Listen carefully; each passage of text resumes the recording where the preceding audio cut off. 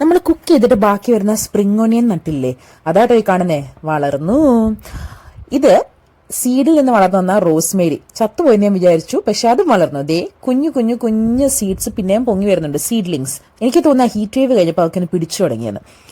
3-4 spring onion വേറെയും ഞാൻ നട്ടു കേട്ടോ. അത് നമ്മുടെ ലീഫി പാർട്ട് ഫുൾ കട്ട് ചെയ്ത് കളഞ്ഞിട്ട് താഴത്തെ റൂട്ട്സും ഹെഡും മാത്രമായിട്ട് വെച്ചതാ. അതും പിടിച്ചു.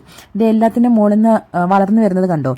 ഇത്രയും നാളത്തെ എക്സ്പീരിയൻസിൽ ഏറ്റവും പെട്ടെന്ന് വളരുന്ന ചെടി സ്പ്രിംഗ് ഓണിയൻ ആണെന്ന് എനിക്ക് തോന്നുന്നു കേട്ടോ. ടൈം സ്പ്ലിറ്റ് ചെയ്ത് പ്ലാന്റ് ചെയ്തതൊക്കെ പിടിച്ചിട്ടുണ്ട്. അപ്പൊ അത് നിങ്ങൾക്ക് ട്രൈ ചെയ്യാവുന്നതാണ്. ബാസിൽ സീഡ്സ് എന്ന് വെച്ചത് പിടിച്ചിട്ടുണ്ട്. നമ്മൾ സ്റ്റോറിൽ നിന്ന് വാങ്ങിയതും പിടിച്ചിട്ടുണ്ട്. ഇത് ഞാനിപ്പം മോൾ വശത്ത് നിന്ന് കുറച്ച് ഇലകൾ നമ്മുടെ യൂസിന് വേണ്ടി എടുക്കും. ഇത് അങ്ങനെ തന്നെ നിർത്തിയേക്കുവാണ്. കുറച്ചും കൂടെ വളർന്നു കഴിയുമ്പോൾ ഒരു തിക്കും തിരക്കും വന്നാൽ നമുക്ക് പതുക്കെ കട്ട് ചെയ്ത് കൊടുക്കാം. സാലഡ്സിനുള്ള ചെടികൾ വെച്ച ഗാർഡൻ ബെഡാണ്. അവിടെയാണ് ഒരു ഡിപ്രസിംഗ് സ്റ്റോറി ഉള്ളത്. നല്ല സുന്ദരമായിട്ട് പിടിച്ചു വന്ന ഒരു ഗാർഡൻ ബെഡ് ആയിരുന്നു. അത് ആ ഹീറ്റ് വേവ് വന്നപ്പോഴത്തേക്ക് എല്ലാം ചത്തുപോയി. പാഴ്സ്ലിയുടെ ഒരു സീഡ്, കുറച്ച് കൊറിയാൻഡർ, ഷൈവ്സ്, ഇത്രയുമാണ് പിടിച്ചിരിക്കുന്നത്.